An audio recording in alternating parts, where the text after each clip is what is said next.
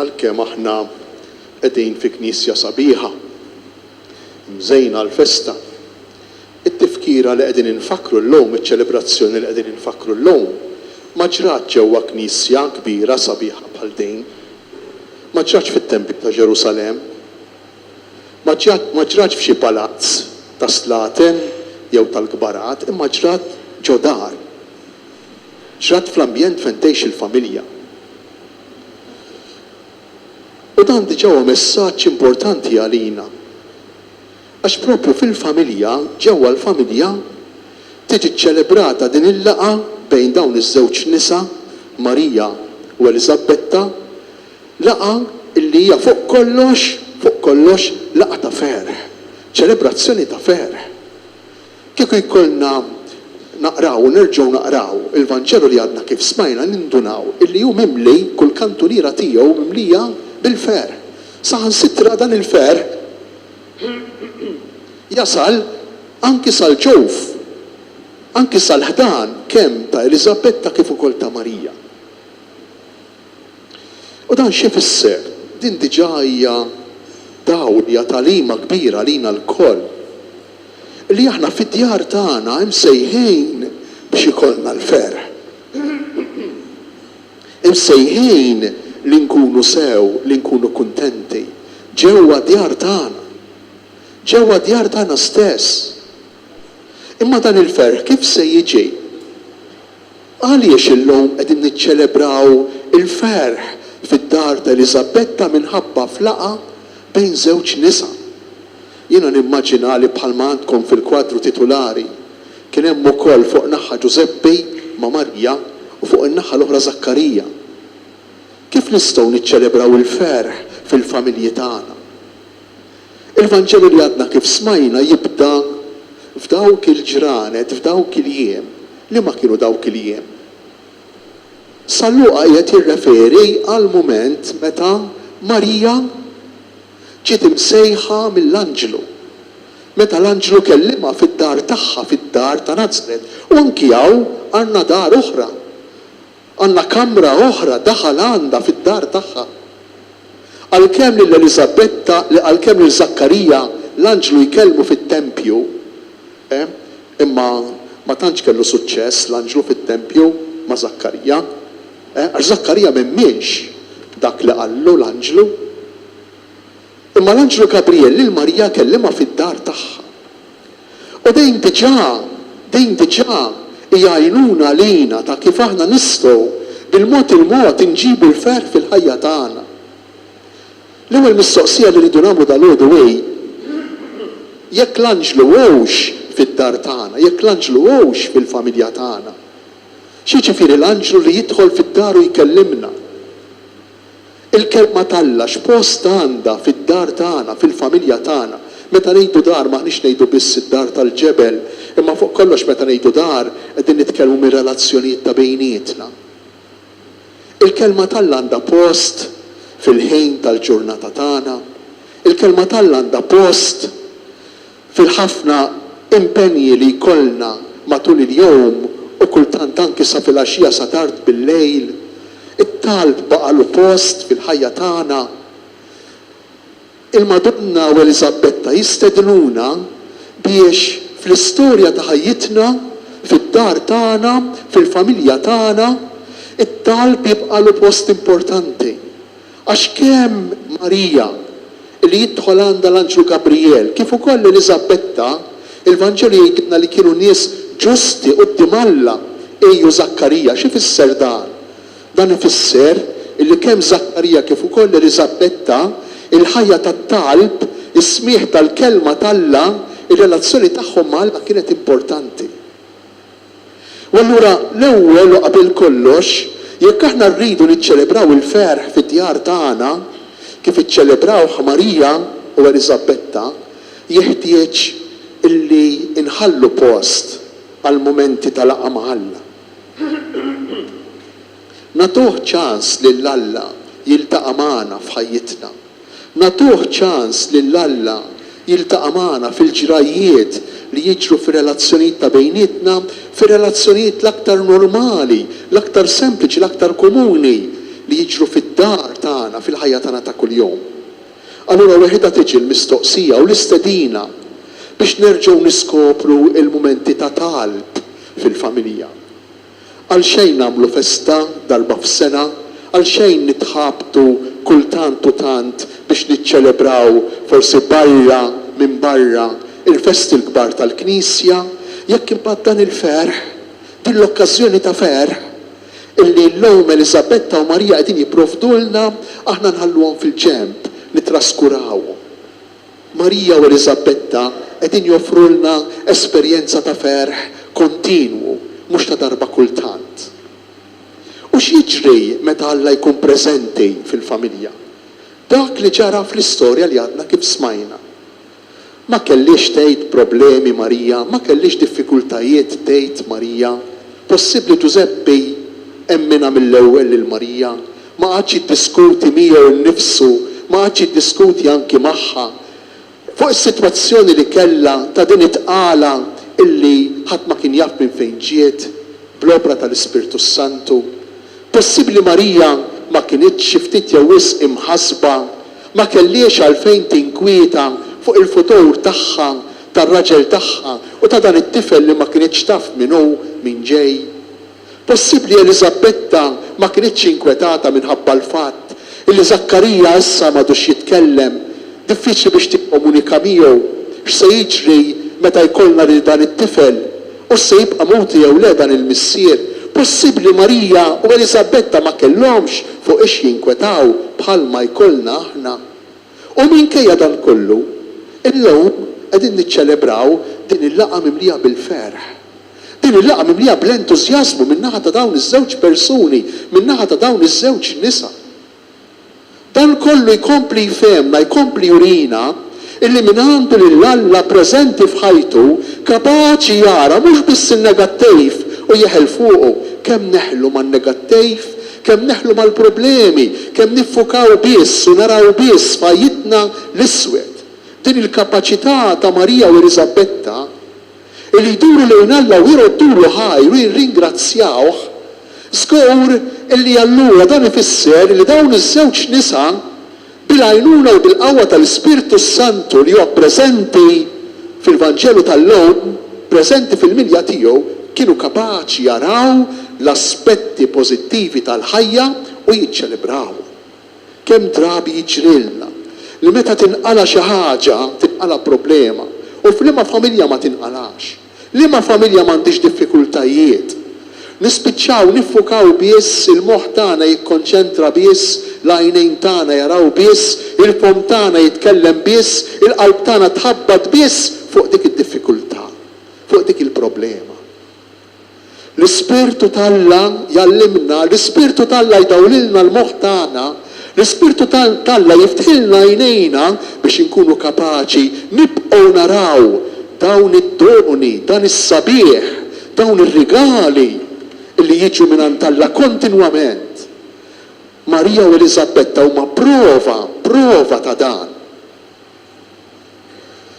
U dan kollu jidher b'mod ċar li l-ħajja, li l-esperjenzi tal-ħajja li jom kienu rigal, jidher b'mod ċar, b'mod speċjali, it-tnejn li huma kif iħarsu, kif jirrelataw mat-trabi li għandhom f'ġufhom. Kemm hu sabiħ il-Vanġelu. Intom tafu illi jimkien fil-Vanġelu tal-lum ma nsibu illi it-tarbija kienet ta' Elisabetta jew it-tarbija kienet ta' Marija, anzi. Elisabetta toqgħod attenta biex lil Marija tgħidilha it-tarbija li għandi f'ġufi, ma tgħidilix it-tarbija tiegħi, imma t-tarbija li għandi f'ġufi qabżet bil-ferħ meta ltaqet mat-tarbija li għandek f'ġufek. Il-ġuf huwa tiegħi, imma t-tarbija mhix tiegħi. Forsi hija realtà llum li tistona, li tinstema' ħażin, forsi hija verità illi ma tantx iddoq sabiħ fi żmienna. Għaliex? Għax aħna iggerjati il-moħħ tagħna l-attitudni tiegħu illi jkun proprjetarju, li jkollna proprjetà, li nsiru proprjetarji, illi nikkonsidraw dak li umana, dak li juqribna, dak li jista' jaqdina, dak li jista' jgħinna bħala tagħna. Imma l-Vanġelu u l-Ispirtu tal-Alla jurina li jekk aħna rridu ngawdu verament minn dak kollu li hemm madwarna b'mod speċjali mill-persuni illi l-Mulej ipoġġilna magħna madwarna, aħna ma nistgħux inqisu lil dawn il-persuni b'mod speċjali it-trabi tagħna, anki dawk li saħansitra jitnisslu fina, jikbru fina u jittwildu minna. Li dawn ma nistgħux nikkonsidrawhom bħala proprjetà, bħala oġġett, bħala estensjoni tagħna, bħala parti minna, imma dawn huma xi ħaġa oħra, anzi huma persuna oħra. U din hija realtà li tidher ċara fil-Vanġelu tal-lum. Tant hija f'saħħitha din ir-realtà illi l-persuni li hemm fil-ġewf ta' Marija u Elisabetta jistgħu jikkomunikaw flimkien, għandhom il-kapaċità li jħossu, għandhom il-kapaċità li jirreaġixxu. U din mhix xi ħaġa stramba, xi fantasija, xi miraklu tal-Vanġelu. Imma din hija verità li l-kol kemm aħna ngħixu. Din hija verità li kulhom tgħix, li kulhom tesperjenzja fit-tqala tagħha. Tinduna li t-tarbija għalkemm tħossha bħala parti minna imma differenti minna. It-tarbija hi persuna oħra, it-tarbija hi ieħor, hi oħra, hi persuna mhix oġġett. U tirreaġixxi. It-tarbija tirreaġixxi indipendentement ħafna drabi minn dak li tixtieqlhom, mill-mod ta' kif trid jew tixtieqlhom li t-tarbija tirreaġixxi.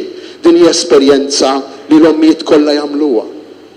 U dan ikompli jurina illi allura t-tarbija illi hemm fil-ġuf mhix oġġett illi nistgħu nivvalutaw u nistgħu ngħidula llum tiswa daqshekk u għada tiswa daqshekk.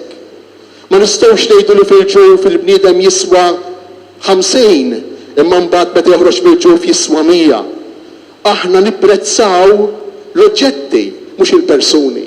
Il-persuna għandha dejjem dinjità mill-bidu net tagħha sal-aħħar net tagħha. Il-persuna mhix oġġett, allura ma tistax tiġi prezzata, ma tistax tiġi valutata, ma tistax tiġi użata, imma għandha dejjem tiġi apprezzata, għandha dejjem tiġi meqjusa b'dinjità mill-bidu sal-aħħar net. U dan kollu ikompli jfehmna lilna l-koll illi uliedna kif ġralhom Marija u Elisabetta għalkemm inqisuhom bħala tagħna ġustament, imma mhumiex tagħna fil-fatt mhumiex tagħna. Apparti illi hawnhekk il-Mulej fil-provvidenza tiegħu jipprovdi lill-ġenituri, lilkom ġenituri esperjenza tas-sew sabiħa.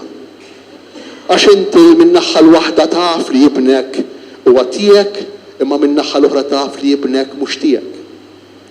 U meta jibnek huwa tiegħek, allura meta jibnek ikompli dak li tixtieq int, meta jibnek ikompli dak li trid int, meta jagħmel ix-xewqat tiegħek, allura inti kważi tħossok kuntent, tħossok kuntenta. Imma dan iservi biex meta jibnek ma jagħmilx dak li tixtieq int, meta jibnek jitbiet minnek, meta jibnek jimxi triq tiegħu, meta jibnek jagħmel id-deċiżjonijiet tiegħu li forsi kultant int ma tkunx taqbel magħhom, dakinhar ukoll tibqa' tħobbu, dakinhar ukoll tibqa' tirrispettah, dakinhar ukoll tibqa' tistmah.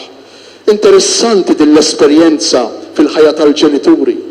Għax inti tispiċċa mingħajr ma trid kważi rrabjat jew irrabjata għalih għaliex m'għamilx dak li xtaqt int, imma fl-istess waqt ma tistax teskludih, ma tistax twarbu għax dak tiegħek, dak demmek, dak biċċa minnek. X'esperjenza sabiħa fit-trobbija tal-ulied. Hija esperjenza però li tkompli turina, tkompli tallimna li l-iskop aħħari ta' tnissejl u ta' twelid hija d-dinjità, hija l-identità tal-persuna umana. Hija d-dinjità, l-identità ta' dak it-tifel, ta' dik it-tifla li huma differenti minna, li huma separati minna, li għandhom ħajjithom U rridu noqogħdu ħafna attenti aħna l-ġenituri, intom il-ġenituri. Rridu noqogħdu ħafna attenti biex ma nippruvawx b'xi mod nikkundizzjonaw diġà minn kmieni l-ħajja ta' wliedna. Din nistgħu nikkundizzjonaw b'żewġ modi. L-ewwel mod hu meta nqisu lil wliedna bħala purament estensjoni tagħna. Diġà nipprogrammawhom ħajjithom. Diġà sa minn meta jkunu għadhom żgħar nibbrejnwaxjawhom ngħidulhom x'għandhom jagħmlu. Diġà sa minn meta għadhom żgħar nippruvaw ninqdew bihom biex nissodisfaw il-bżonnijiet tagħna, biex nissodisfaw dawk il-lakuni li aħna f'ħajjitna ma rnexxilniex nimlew u allura nimlewhom bihom.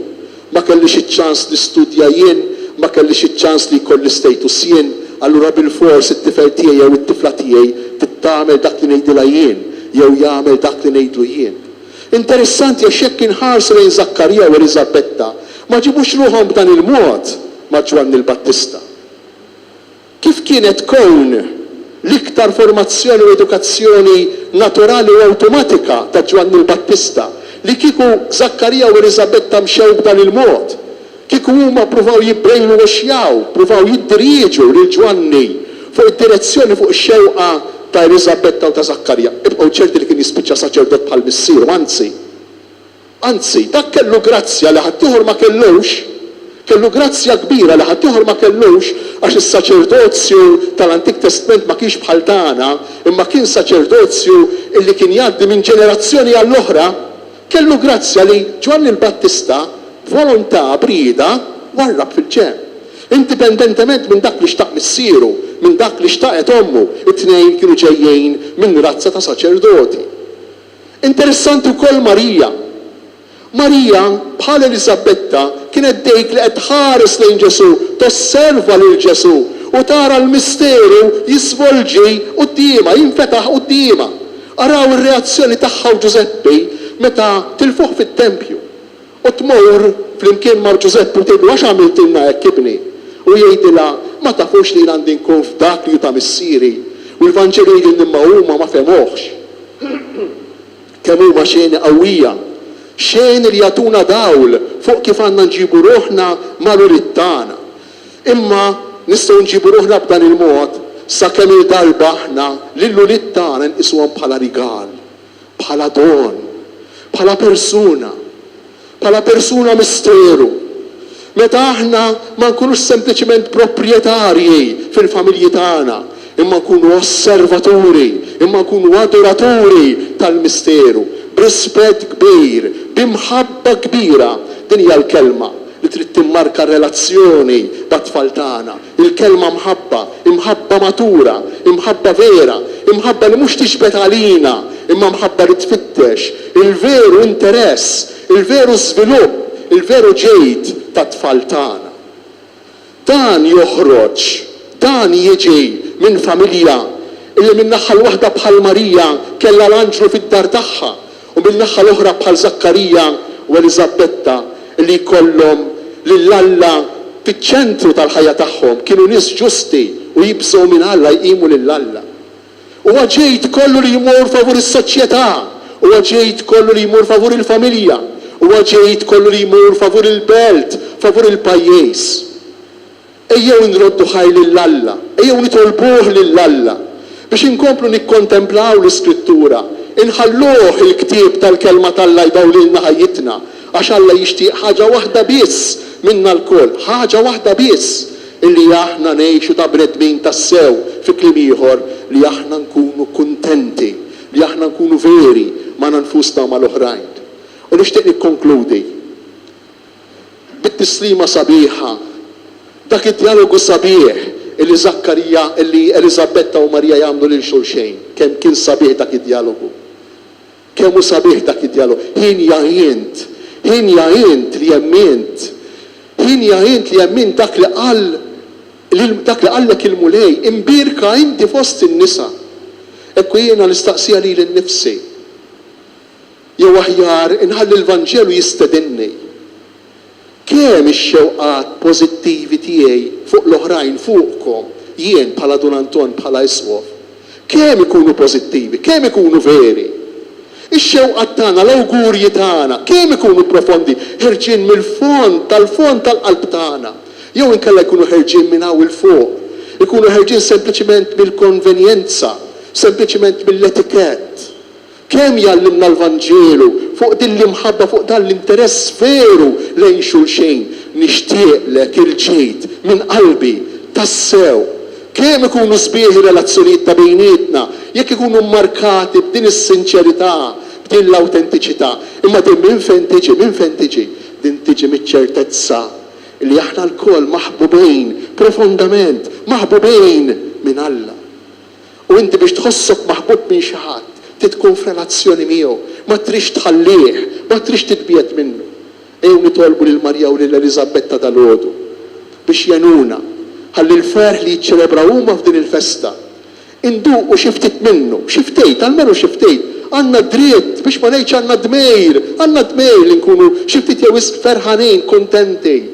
Fil-kuntest ta' relazzjoni ħadd minna ma jista' jkun kuntent waħdu. Aħna nistgħu nagħmlu l-ħajja ta' xulxejn jew infern jew ġenna.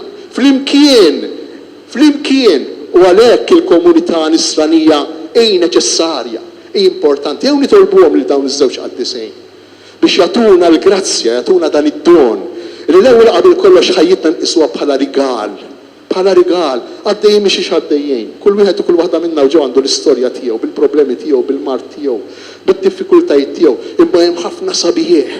U dan is-sabiħ nistgħu narawh biss sakemm inħarsu f'għajnejn Alla u jħares lejna jitbissem u jgħidilna jien inħobbkom, hemm pjan sabiħ għalikom, hemm destinazzjoni sabiħa li m'hemmx isbaħ aħjar minna, ma jistax ikun hemm isbaħ aħjar minna għalikom, għalik, għal kull wieħed u kull waħda minna. Jekk ma jkollokx din ir-relazzjoni ma dawn l-għajnejn sbieħ ta' Alla li lilek kontinwament jassikurak, li lilek kontinwament jgħinek tħossok maħbub, tħossok ix-xurtijat, allura ssir diffiċli l-ħajja tagħna fuq din l-art. Ejw nitolbu lil Marija u lil Elisabetta biex jagħtuna ftejt, jenuna ftejt, aħna u nfittxu dan id-don sabiħ li l-kol kemm aħna nixtiequ, id-don tal-paċi tal-qalb, id-don tal-ferħ, ikun infaħħar Ġesu Kristu.